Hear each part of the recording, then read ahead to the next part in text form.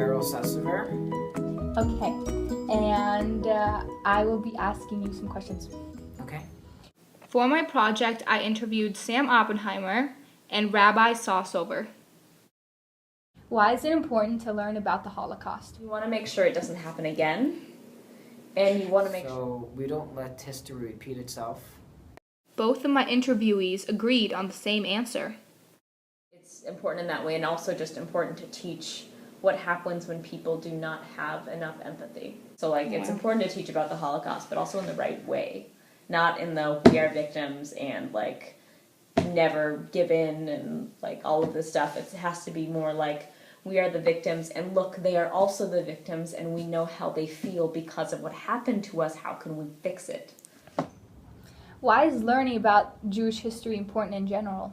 Important to know our Jewish history because it's important to know our roots, where we come from, who our ancestors were, to understand who we are, to give us a better appreciation of who we are. Important to know your history because it's important to know where you come from, to know what your people are like. Mm-hmm. My interviewees once again had the same answer. Why do you think anti-Semitism still exists? Anti-Semitism still exists because all forms of bigotry and prejudice still exist. It comes from many different places. It comes from hatred that people have. It could come sometimes from jealousy of the Jewish people, where you see how the Jewish people are better in some certain ways than others. Fearing something that is different than you is basically what it is. And people are like that. People fear what is different from them, and fear causes them to hate it.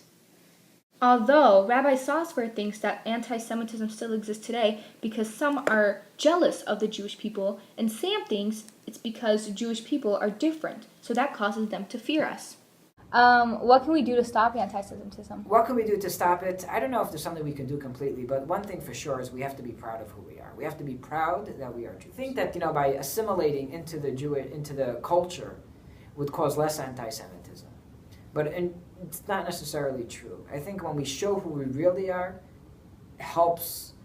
And what do you think is the most important issue Jews face today? The fact that people my age and even younger don't care enough anymore. The most important issue today might be assimilation, where Jewish identity gets lost, and people get mixed into the world, into everything else, and we have to try to, and I think that's a very big issue.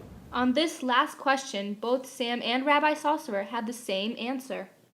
How do you classify a person being Jewish? Choice. The Torah tells us what makes a Jew a Jew. We look in our literature and tells us what makes a Jew a Jew.